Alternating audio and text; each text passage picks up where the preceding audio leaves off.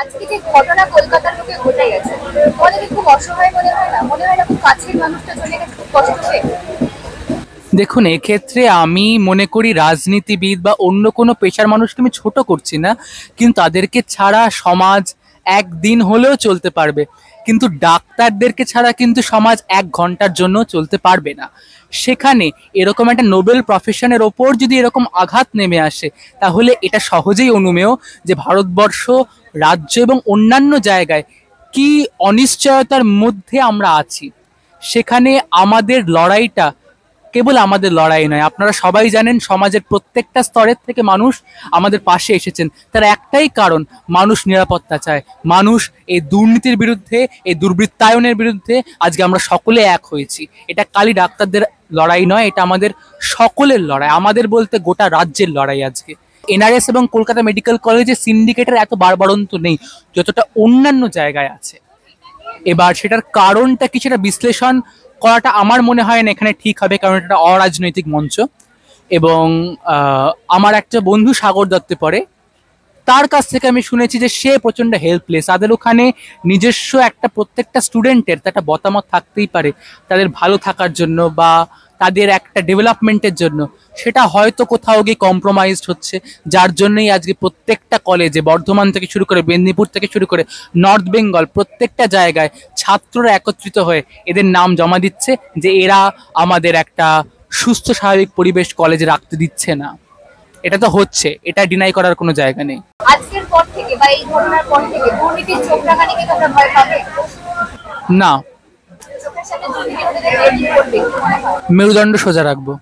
নতুন প্রজন্ম যে এতটা আন্দোলনও করতে পারে একত্রিত হয়ে, এইটাই ভুল প্রমাণ করলো। আমরা যে আগে পারতাম সেটা সম্পূর্ণ ভুল ছিল। এরকম আন্দোলন কি আগে কখনো দেখেছো?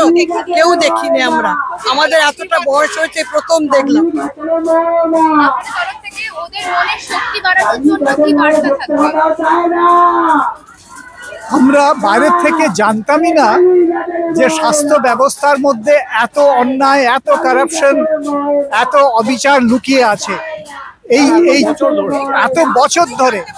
আর এই ছোট ছোট ছেলে মেয়েগুলোর জন্য আমরা জানতে পারলাম যে আমরা কোথায় আছি, আমাদের দেশটা কোথায় আছে। বাচ্চাগুলোর জন্য তো ভীষণ কষ্ট হচ্ছে। আর 37 দিন ধরে আমাদের দেশের ভবিষ্যৎ যদি এই থাকে তাহলে আগে আর কি হবে? আমাদের তো বাইরের থেকে কোনো শত্রু চাই না, আমাদের ভেতরের মধ্যেই যারা শত্রুরা বসে রয়েছে তারাই তো দেশটাকে খোকলা করে দিচ্ছে। এই আন্দোলনরত প্রার্থীদেরকে দেখে আপনারা কি ভরসা পাচ্ছেন আগামী প্রজন্মের জন্য? নিশ্চয়ই ভরসা তো আছে, আশাও আছে। এরকম এক্সপেক্ট করা যায় এত জোরালো, মানে সত্যি প্রথম দেখলাম। আর ভগবানের কাছে প্রার্থনা করি, বাচ্চাগুলোর বয়স তো খুব একটা বেশি নয়, 18 থেকে 23-24 বছর বয়স। আর 37 দিন ধরে এই ঝড় বৃষ্টি গরমে ওরা এখানে বসে আছে। কষ্ট তো ডেফিনেটলি হয়। আমরাও তো মা, আমরাও বুঝতে পারছি বাচ্চাগুলোর কিরকম কষ্ট হচ্ছে। আর যদি এখানে আমার মেয়ে থাকতো বা আমার ছেলে থাকতো, আমি বোধহয় একই রকম অনুভূতি আমারও হতো। আজকে আপনারা আন্দোলনে এসেছেন এখানে, হ্যাঁ, কি দাবি নিয়ে এসেছেন সরকারের কাছে? আমাদের একটাই দাবি যে তিলোত্তমার বিচার পাক। জুনিয়র ডাক্তাররা দিনের পর দিন, রাতের পর রাত জেগে এখানে আন্দোলনে রয়েছে। আপনাদের পক্ষ থেকে কি ধরনের সাহায্য আপনারা করার জন্য প্রস্তুত রয়েছেন? দেখুন, আমরা তো আর্থিকভাবে করতে পারি, তারপরে ফিজিক্যাল লেবার দিতে পারি, যেমন খাওয়া দাওয়া সেগুলো দিতে পারি, বা ওদের যে ডেইলি নিডস সেগুলো দিতে পারি। এর বেশি তো আমাদের পক্ষে আর কিছু করা সম্ভব না। সরকারের ভূমিকা নিয়ে কি এই বিষয়ে আপনাদের মনে প্রশ্ন জাগছে? হ্যাঁ, প্রশ্ন তো নিশ্চয়ই জাগছে। প্রশ্নটা আমাদের প্রথম থেকে জাগছে যে সরকার নিজে অন্যায় করেছে, এর প্রতিকার চাই।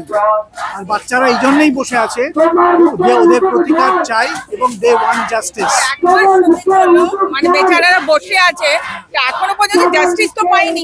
হ্যাঁ, আপনাদের কি মনে হয় না এর পিছনে আরো বড় কোনো ষড়যন্ত্র?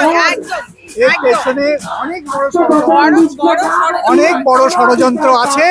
এখন সিবিআই চেষ্টা করছে এই ষড়যন্ত্রটাকে ভাঙবার জন্যে, আমরা ওই অপেক্ষা করে আছি যে কতদিন সিবিআই নেবে এই মানে যারা অ্যাকচুয়ালি অন্যায় করেছে তাদের প্রকাশ্যে আনতে। কঠোর বিচার তো চাই, কঠোর শাস্তি চাই। ইনফ্যাক্ট আপনারা কি সুপ্রিম কোর্টের ভূমিকা নিয়ে এবং সিবিআই এর ভূমিকা নিয়ে সন্তুষ্ট? দেখুন, লাস্ট হিয়ারিং যেটা ছিল সেটাতে আপাতত আমাদের মনে হচ্ছে যে আপাতত আমরা মানে সুপ্রিম কোর্টের বিচার ব্যবস্থার উপর ভরসা রাখছি।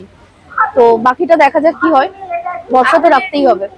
আজকে যে দুর্নীতির কথা সামনে আসছে, আপনার পার্সোনাল এক্সপেরিয়েন্স কি এরকম কিছু রয়েছে? আপনি বা আপনার না, আমি যেদিন হচ্ছে যে বছর আমি ছেড়েছিলাম, মানে প্রিন্সিপাল সন্দীপ ঘোষ স্যার আসার মানে জাস্ট আসার 1-2 মাসের মধ্যে আমি ছেড়ে দিয়েছিলাম, যার ফলে মানে ওই অভিজ্ঞতাটা আমার হয়নি। তবে অনেকটাই কানে আসতো সেই সময়, মানে আমি জাস্ট বেরোনোর পরেই একটা বিশাল বড় আন্দোলন হয়েছিল জুনিয়র ব্যাচের মধ্যে। তো কিছু ইস্যু ছিল, সেগুলো কানে আসতো, ছোটখাটো ব্যাপার। তো ওগুলো নিয়ে অতটা মাথা ঘামাইনি কখনো। কিন্তু এখন যেগুলো দেখছি তার মধ্যে অনেক কিছুই সেই সময় শুনেছিলাম। আচ্ছা, আরজিকর কাণ্ডে তার মানে মূল মাথা যদি বলতে গেলে কি সন্দীপ ঘোষ? অন্য কোনো রাজ্য সরকারি হাসপাতালে কি এরকম দুর্নীতির কথা নেই? না, ডেফিনেটলি আছে, নেই বলাটা ভুল হবে।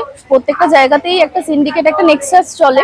সেই নেক্সাসের মূলে থাকে, সে যেই হোক থাকে, তো তারাই বেসিক্যালি পুরোটা কন্ট্রোল করে, যার ফলে এই থ্রেড কালচার জিনিসটা মানে স্পেশালি পেরিফেরাল কলেজগুলোতে বেশি থ্রেড কালচারটা মানে প্রচলিত আছে।